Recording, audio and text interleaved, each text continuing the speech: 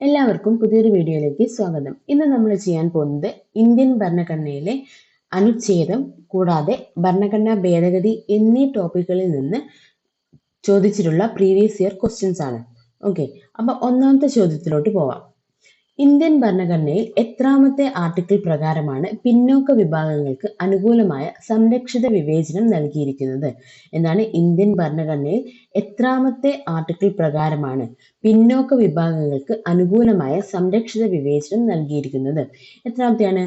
Article 16 sub close 4 ശരിയായിട്ടുള്ള ഉത്തരം. എന്താണ്? ആർട്ടിക്കിൾ 16 സബ് ക്ലോസ് 4 ശരിയായിട്ടുള്ള ഉത്തരം. എന്താണിത്?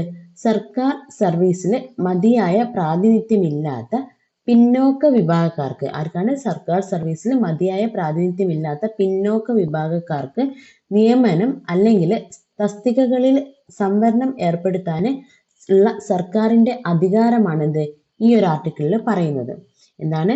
സർക്കാർ സർവീസിൽ മതിയായ പ്രാതിനിധ്യമില്ലാത്ത പിന്നോക്ക വിഭാഗക്കാർക്ക് നിയമനം ലഭിക്കുന്നത് അല്ലെങ്കിൽ തസ്തികകളിൽ സംവരണം ലഭിക്കുന്നതിന് വേണ്ടിയിട്ട്, സംവരണം കൊടുക്കാൻ വേണ്ടിയിട്ട് സർക്കാരിന്റെ അധികാരത്തെയാണ് ഈ ഒരു ആർട്ടിക്കിളിൽ പറഞ്ഞിരിക്കുന്നത്.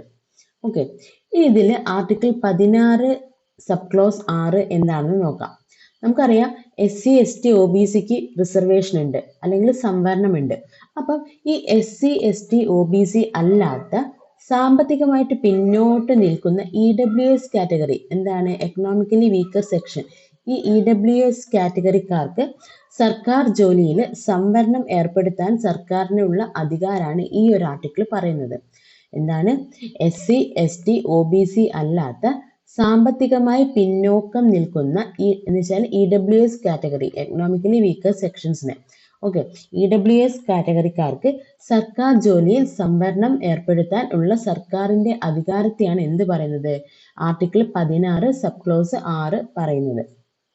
ഓക്കെ, ഇനി ആർട്ടിക്കിൾ 15(1) സബ് ക്ലോസ് 1 എന്താണ് പറയുന്നത് നോക്കാം. എന്താണ് ആർട്ടിക്കിൾ 15 സബ് ക്ലോസ് 1? ഏതൊരു പൗരനോടും അവരുടെ മതം, പിന്നെ വംശം, ജാതി, മതം, വംശം, ജാതി, ലിംഗം അല്ലെങ്കിൽ ജനനസ്ഥലം, ഓക്കെ, ജനനസ്ഥലം എന്നിവയുടെ അടിസ്ഥാനത്തിൽ ഭരണകൂടം വിവേചനം കാണിക്കാൻ പാടില്ല എന്നതാണിത് ആർട്ടിക്കിൾ 15(1) പറയുന്നത്. ഏതൊരു പൗരനോടും മതം, വംശം, ജാതി, ലിംഗം, ജനനസ്ഥലം എന്നിവയുടെ അടിസ്ഥാനത്തിൽ വിവേചനം കാണിക്കാൻ പാടില്ല. ആര്? ഭരണകൂടം ഇതിന്റെ അടിസ്ഥാനത്തിലൊന്നും എന്ത് കാണിക്കാൻ പാടില്ല? വിവേചനം കാണിക്കാൻ പാടില്ല എന്നാണ് ആർട്ടിക്കിൾ 15(1) പറയുന്നത്. ഇതാണ് ആർട്ടിക്കിൾ 15(1). ഇനി ആർട്ടിക്കിൾ 17 എന്താണ് പറയുന്നത്? എന്താണ്? അയിത്തം നിർത്തലാക്കൽ, അൺടച്ചബിലിറ്റി, അല്ലെ? അയിത്തം നിർത്തലാക്കലാണിത് ആർട്ടിക്കിൾ 17. അയിത്തം നിർത്തലാക്കലാണ് എന്ത് പറയുന്നത്? ആർട്ടിക്കിൾ 17 പറയുന്നത്. എന്താണ്? അയിത്തം നിർത്തലാക്കലാണ് എന്ത്? നിർത്തലാക്കൽ ആണ് ആർട്ടിക്കിൾ 17 പറയുന്നത്. ഓക്കെ, അപ്പൊ ഈ 4 മനസ്സിലായല്ലോ. അപ്പം ഇനി നമുക്ക് അടുത്ത ചോദ്യത്തിലോട്ട് പോവാം. ഓക്കെ, അടുത്ത ചോദ്യം, ആർട്ടിക്കിൾ 19 സ്വാതന്ത്ര്യത്തിനുള്ള അവകാശം പ്രകാരം എത്ര അവകാശങ്ങളാണ് ഉറപ്പ് നൽകിയിട്ടുള്ളത്? എന്താണ്? ആർട്ടിക്കിൾ 19 സ്വാതന്ത്ര്യത്തിനുള്ള അവകാശം പ്രകാരം എത്ര അവകാശങ്ങളാണ് ഉറപ്പ് നൽകിയിട്ടുള്ളത്? എത്രയാണ്? ശരിയായിട്ടുള്ള ഉത്തരം 6 കേട്ടോ. എത്രയാണ്? 6 അവകാശങ്ങൾക്കാണ് എന്ത് ഈ ആർട്ടിക്കിൾ 19 പ്രകാരം എന്ത് നൽകിയിട്ടുള്ളത്? ഉറപ്പ് നൽകിയിട്ടുള്ളത്. ശരിക്കും ആദ്യം എത്ര അവകാശങ്ങൾക്കായിരുന്നു? 7 അവകാശങ്ങൾക്കായിരുന്നു ആദ്യം ഉറപ്പ് ഉണ്ടായിരുന്നത്. എത്ര അവകാശങ്ങളായിരുന്നു? മുൻപ് 7 അവകാശങ്ങളായിരുന്നു. അപ്പം 44ാമത്തെ ഭരണഘടനാ ഭേദഗതിയിലൂടെ, ഏത്? 1978 44ാമത്തെ ഭരണഘടനാ ഭേദഗതിയിലൂടെ സ്വത്തവകാശം എന്നുള്ളത് എന്താക്കി മാറ്റി? അത് നീക്കം ചെയ്തു. സ്വത്തവകാശം എന്ത് ചെയ്തു? നീക്കം ചെയ്തു. ഓക്കെ, അപ്പം ഈ പറയുന്ന ആർട്ടിക്കിൾ 19 പ്രകാരം 7 അവകാശങ്ങളായിരുന്നു ഉണ്ടായിരുന്നത്. അതിലെ ഒരു അവകാശം ഏതായിരുന്നു? സ്വത്തവകാശം ആയിരുന്നു. അപ്പം 44ാമത്തെ ഭരണഘടനാ ഭേദഗതി പ്രകാരം 1978 44ാമത്തെ ഭരണഘടനാ ഭേദഗതി പ്രകാരം ഈ സ്വത്തവകാശം നീക്കം ചെയ്തു. എന്നിട്ട് എന്താക്കി? സ്വത്തവകാശം എന്തിലോട്ട് മാറ്റി? നിയമപരമായ അവകാശം. നിയമപരമായ അവകാശമായിട്ട് മാറ്റി. എന്ത്? സ്വത്തവകാശം. അപ്പം ഇത് എത്രാമത്തെ ആർട്ടിക്കിളാണ്? ആർട്ടിക്കിൾ 300A ഇപ്പോൾ ഉള്ളത്. ആർട്ടിക്കിൾ 300A ആണ്. എന്ത്? സ്വത്തവകാശം. നിയമപരമായിട്ടുള്ള അവകാശമാണ്. സ്വത്തവകാശത്തെ പറ്റി പ്രതിപാദിക്കുന്നത് ആർട്ടിക്കിൾ 300A. ഓക്കെ. ഇനി നമ്മൾ പറഞ്ഞല്ലോ എത്ര അവകാശങ്ങളാണ്? 6 അവകാശങ്ങളാണെന്ന് പറഞ്ഞല്ലോ. അത് ഏതൊക്കെയാണ്? ഓക്കെ, ഒന്ന് ജസ്റ്റ് ഒന്ന് നോക്കാം. ആർട്ടിക്കിൾ 19 പ്രകാരം 6 അവകാശങ്ങളാണ് ഒരു ഇന്ത്യൻ പൗരനുള്ളത്. ഏതൊക്കെയാണ്? ഒന്ന്, അഭിപ്രായ പ്രകടനത്തിനും ആവിഷ്കാരത്തിനുമുള്ള സ്വാതന്ത്ര്യം. ഇന്ത്യയിൽ എവിടെയും സ്വതന്ത്രമായി സഞ്ചരിക്കുവാനുള്ള സ്വാതന്ത്ര്യം. സമാധാനപരമായി സമ്മേളിക്കുവാനുള്ള സ്വാതന്ത്ര്യം. ഇന്ത്യയിൽ എവിടെയും സ്ഥിരമായി താമസിക്കുവാനുള്ള സ്വാതന്ത്ര്യം. കൂടാതെ സംഘടനകൾ രൂപീകരിക്കുവാനുള്ള സ്വാതന്ത്ര്യം. ഇഷ്ടമുള്ള തൊഴിൽ, വ്യവസായം, കച്ചവടം എന്നിവയിൽ ഏർപ്പെടുത്തുന്നതിനുള്ള സ്വാതന്ത്ര്യം. ഈ 6 സ്വാതന്ത്ര്യങ്ങളാണ് എന്ത്? ആർട്ടിക്കിൾ 19 പ്രകാരം ഒരു ഇന്ത്യൻ പൗരന് ഉള്ളത്. ഓക്കെ, അപ്പൊ ഈ 6 ജസ്റ്റ് ഒന്ന് നോക്കി വെക്കുക. ഓക്കെ, അപ്പം നമുക്ക് അടുത്ത ചോദ്യത്തിലോട്ട് പോവാം. ഓക്കെ, ഇന്ത്യൻ ഭരണഘടനയിലെ മൗലികാവകാശങ്ങളും അതുമായി ബന്ധപ്പെട്ട വകുപ്പുകളും ചുവടെ തന്നിരിക്കുന്നു. ചേരുംപടി ചേർക്കുക. ഏതാണ്? മൗലികാവകാശങ്ങളും അതുമായി ബന്ധപ്പെട്ട വകുപ്പുകളാണ് തന്നിട്ടുള്ളത്. അപ്പൊ നോക്കാം. ഓക്കെ, അതിനു മുന്നേ നമ്മുടെ ഈ മൗലികാവകാശം എത്രാമത്തെ ആർട്ടിക്കിൾ മുതൽ എത്രാമത്തെ ആർട്ടിക്കിൾ വരെയാണ്? ഏത് ആർട്ടിക്കിൾ മുതലാണ് എത്ര വരെയുണ്ട്? മൗലികാവകാശം എന്ന് പറയുന്നത് ആർട്ടിക്കിൾ 12 മുതൽ 35 വരെയാണ് കേട്ടോ. എന്താണ് മൗലികാവകാശങ്ങൾ എന്ന് പറയുന്നത്? ആർട്ടിക്കിൾ 12 മുതൽ 35 വരെയാണ് മൗലികാവകാശങ്ങൾ. അത് ഏത് ഭാഗത്താണ്? ഭാഗം 3-ലാണ് കേട്ടോ പെട്ടത്. ഭാഗം 3-ലാണ് വരുന്നത്. ഏതാണ് മൗലികാവകാശങ്ങൾ എന്ന് പറയുന്നത്? ആർട്ടിക്കിൾ 12 മുതൽ 35 വരെയാണ് പ്രതിപാദിക്കുന്നത്. ഭാഗം 3-ലാണ് അത് വരുന്നത്. ഒരു മിനിറ്റ്, ജസ്റ്റ് ഓക്കെ ഓക്കെ മനസ്സിലായല്ലോ. അപ്പൊ നമുക്കിത് ഒന്നാമത്തെ ഈ ഒരു ചോദ്യം നോക്കാം. സ്വാതന്ത്ര്യത്തിനുള്ള അവകാശം. എന്താണ് സ്വാതന്ത്ര്യത്തിനുള്ള അവകാശം? നമ്മൾ കുറച്ചു മുന്നേ പറഞ്ഞു 19ാമത്തത് എന്താണ്? സ്വാതന്ത്ര്യത്തിനുള്ള അവകാശമാണ്. അപ്പൊ സ്വാതന്ത്ര്യത്തിനുള്ള അവകാശം ഇതിൽ 19 മുതൽ 22 വരെയുള്ള വകുപ്പുകളാണ്. ഏതാണ്? 19 മുതൽ 22 വരെയുള്ള വകുപ്പുകളാണ് എന്ത്? സ്വാതന്ത്ര്യത്തിനുള്ള അവകാശം. ഇനി സമത്വത്തിനുള്ള അവകാശം. എന്താണ് സമത്വത്തിനുള്ള അവകാശം എന്ന് പറഞ്ഞ ഏതാണ്? ആർട്ടിക്കിൾ 14 മുതൽ 18 വരെയാണ്. അപ്പം ഇത് സ്വാതന്ത്ര്യത്തിനുള്ള അവകാശം ഇത് 1 വരും. സമത്വത്തിനുള്ളത് ഇതെന്ത് വരും? 2 വരും അല്ലെ? മൂന്നാമത്തത് മതസ്വാതന്ത്ര്യം. ഏതാണ്? മതസ്വാതന്ത്ര്യം എന്ന് പറയുന്നത് ഏതാണ്? 25 മുതൽ 28 വരെയാണ് എന്ത്? മതസ്വാതന്ത്ര്യം വരുന്നത്. ഇനി ചൂഷണത്തിനുള്ളതാണെങ്കിലോ? ചൂഷണത്തിനെതിരെയുള്ള അവകാശം എന്ന് പറയുന്നത് 23 മുതൽ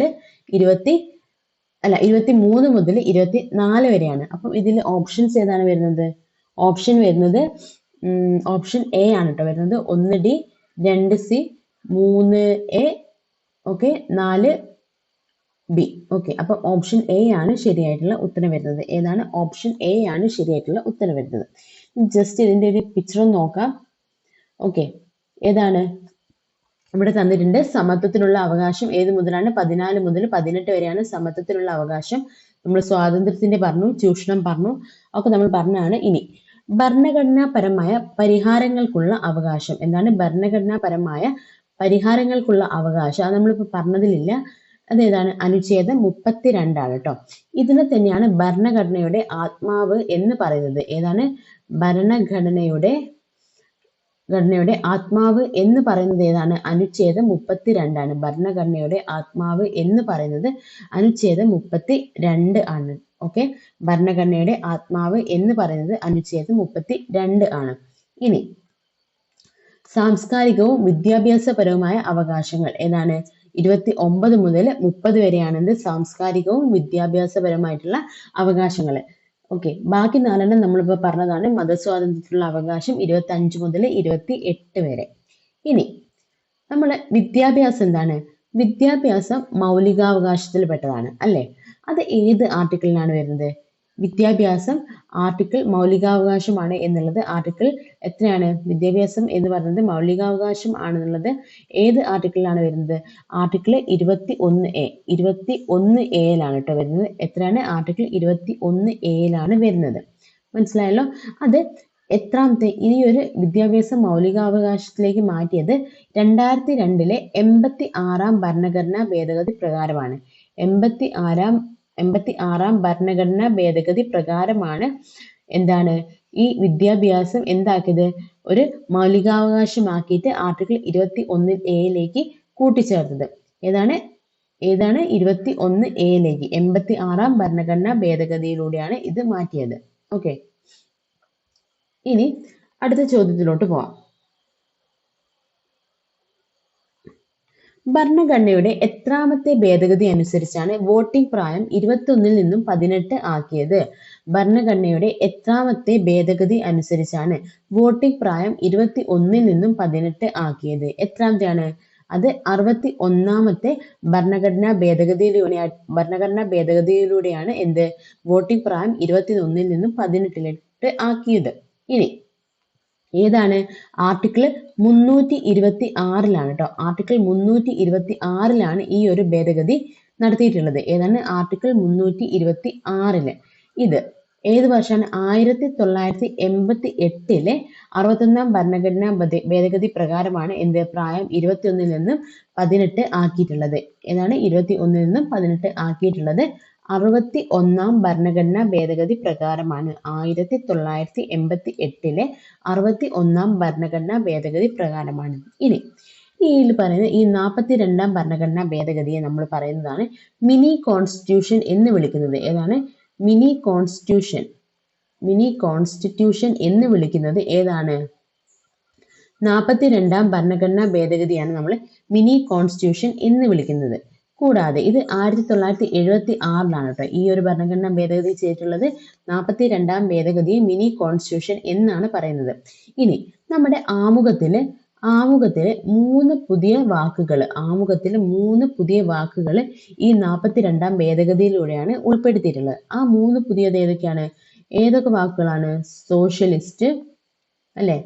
സോഷ്യലിസ്റ്റ്, മതേതരത്വം കൂടാതെ അഖണ്ഡത. ഈ 3 വാക്കുകൾ നമ്മുടെ ആമുഖത്തിൽ അല്ലെങ്കിൽ പ്രീആംബിളിൽ ഉൾപ്പെടുത്തിയിരിക്കുന്നത് ഏത് ഭരണഘടനാ ഭേദഗതിയിലൂടെയാണ്? അത് 42ാം ഭരണഘടനാ ഭേദഗതിയിലൂടെയാണ് ഈ 3 വാക്കുകൾ നമ്മുടെ ആമുഖത്തിൽ അല്ലെങ്കിൽ പ്രീആംബിളിൽ ഉൾപ്പെടുത്തിയിട്ടുള്ളത്. ഇനി കൂടാതെ ഭാഗം 4 കൂട്ടിച്ചേർത്തിട്ടുണ്ട്. ഭാഗം 4A എന്ത് ചെയ്തിട്ടുണ്ട്? കൂട്ടിച്ചേർത്തിട്ടുണ്ട്. ഇത് ആരുടെ ഉപദേശപ്രകാരമാണ്? ഏത് കമ്മിറ്റിയുടെ ഉപദേശപ്രകാരമാണ് ഈ ഭാഗം 4A കൂട്ടിച്ചേർത്തിട്ടുള്ളത്? അത് സർദാർ സ്വരൺ സിംഗിന്റെ ആണ് കേട്ടോ. ആരാണ്? സർദാർ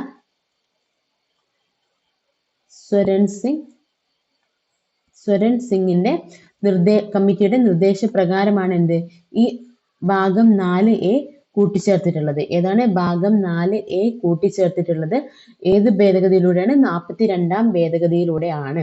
കൂടാതെ ആർട്ടിക്കിൾ 51A പ്രകാരം എന്താണ്? ആർട്ടിക്കിൾ 51A പ്രകാരം എന്ത് ചെയ്തു? പൗരന്മാരുടെ മൗലിക കർത്തവ്യങ്ങളും ഉൾപ്പെടുത്തി. എന്താണ്? നമുക്ക് ഇന്ത്യയോട്, നമ്മുടെ രാഷ്ട്രത്തോടുള്ള മൗലിക കർത്തവ്യം ഉൾപ്പെടുത്തിയിരിക്കുന്നത് article 51A okay, article 51A എന്ത് പൗരന്മാരുടെ മൗലിക കർത്തവ്യങ്ങൾ ഉൾപ്പെടുത്തിയിട്ടുള്ളത്. ഓക്കെ, ഇനി 74ാം ഭരണഘടനാ ഭേദഗതി 1992 74ാം ഭരണഘടനാ ഭേദഗതി പ്രകാരം ഓക്കെ 74ാം ഭരണഘടനാ ഭേദഗതി എന്താണ് ഇത് അറിയപ്പെടുന്നത്? ഇത് നഗരപാലികാ നിയമം എന്നാണ് അറിയപ്പെടുന്നത്. എന്താണ്? നഗരപാലികാ നിയമം എന്നാണ് അറിയപ്പെടുന്നത് കേട്ടോ. ഏതാണ്? നഗരപാലികാ നിയമം എന്നാണ് അറിയപ്പെടുന്നത്. നഗരപ്രദേശങ്ങളിലെ തദ്ദേശ സ്വയംഭരണ സ്ഥാപനങ്ങൾക്ക് ഭരണഘടനാ പദവി നൽകി. ഏതാണ്? നഗരപ്രദേശങ്ങളിലെ തദ്ദേശ സ്വയംഭരണ സ്ഥാപനങ്ങൾക്ക് ഭരണഘടനാ പദവി നൽകി. കൂടാതെ ഭാഗം 9A കൂട്ടിച്ചേർത്തു. എന്താണ്? ഭാഗം 9A എന്ത് കൂട്ടിച്ചേർത്തു? ഈ ഒരു 74ാം ഭരണഘടനാ ഭേദഗതി പ്രകാരം കൂട്ടിച്ചേർത്തിട്ടുള്ളത് ഭാഗം 9A ആണ്. ഇനി കൂടാതെ 12ാം ഷെഡ്യൂളും ഉൾപ്പെടുത്തി. എന്താണ്? 12ാം ഷെഡ്യൂളും ഭരണഘടനയിൽ ഉൾപ്പെടുത്തി. 12ാം ഷെഡ്യൂളും ഉൾപ്പെടുത്തി. ഇതെന്താണ്? ഇതില്ലേ ഈ ഒരു 12ാം ഷെഡ്യൂളില് നഗരസഭകളുടെ അധികാര പരിധിയാണ് വ്യക്തമാക്കുന്നത്. ചെറിയൊരു ഡിസ്റ്റർബൻസ് ഉണ്ട്. ഓക്കെ, 12ാം ഷെഡ്യൂൾ ഉൾപ്പെടുത്തി ഇതില് നഗരസഭകളുടെ അധികാര പരിധിയാണ് വ്യക്തമാക്കുന്നത്. ഇതില് 18 വിഷയങ്ങളാണ് ഉള്ളത്. എത്രയാണ്? 18 വിഷയങ്ങളാണ് ഉൾപ്പെടുത്തിയിട്ടുള്ളത്. ഓക്കെ, ഇനി 91ാം ഭരണഘടനാ ഭേദഗതി പ്രകാരം ഏതാണ്? 91ാം ഭരണഘടനാ ഭേദഗതി ഏതാണ്? 2003 91ാം ഭരണഘടനാ ഭേദഗതിയിൽ മെയിനായിട്ട് വരുന്നത് എന്താണ്? നമ്മുടെ പ്രധാനമന്ത്രി ഉൾപ്പെടെയുള്ള മന്ത്രിമാരുടെ എണ്ണം ലോക്സഭയിൽ ആകെ അംഗങ്ങളുടെ 15% കൂടാൻ പാടില്ല. ആരെയാണ്? പ്രധാനമന്ത്രി ഉൾപ്പെടെയുള്ള മന്ത്രിമാരുടെ എണ്ണം ലോക്സഭയിൽ ആകെ അംഗങ്ങളുടെ 15% കൂടാൻ പാടില്ല. ഇനി നമ്മുടെ സ്റ്റേറ്റ് എടുക്കുകയാണെങ്കിൽ എന്താണ്? സംസ്ഥാനം എടുക്കുകയാണെങ്കിൽ മുഖ്യമന്ത്രി ഉൾപ്പെടെയുള്ള മന്ത്രിമാരുടെ എണ്ണം എന്ത് ചെയ്യാൻ പാടില്ല? നിയമസഭയിലെ ആകെ അംഗങ്ങളുടെ 15% കൂടാൻ പാടില്ല. ഓക്കെ, പ്രധാനമന്ത്രി ഉൾപ്പെടെയുള്ള മന്ത്രിമാരുടെ കേസ് പറയുകയാണെങ്കിൽ അത് ലോക്സഭയിലുള്ള ആകെ അംഗങ്ങളുടെ 15% കൂടാൻ പാടില്ല. ഇനി മുഖ്യമന്ത്രി ഉൾപ്പെടെയുള്ള മന്ത്രിമാരുടെ കേസ് പറയുകയാണെങ്കിൽ നിയമസഭയിലുള്ള ആകെ അംഗങ്ങളുടെ 15% കൂടാൻ പാടില്ല എന്ന് പറയുന്നത് ഈ 91ാം ഭരണഘടനാ ഭേദഗതി പ്രകാരമാണ് കേട്ടോ. പിന്നെ കൂറുമാറ്റം തടയലും എന്താണ്? ഈ ഒരു ഭരണഘടനാ ഭേദഗതി പ്രകാരമാണ് കൊണ്ടുവന്നിരിക്കുന്നത്. കൂറുമാറ്റം തടയലും 91ാം ഭരണഘടനാ ഭേദഗതി പ്രകാരമാണ് കൊണ്ടുവന്നിരിക്കുന്നത്. ഓക്കെ, ഇത്രയും മനസ്സിലായെന്ന് വിചാരിക്കുന്നു.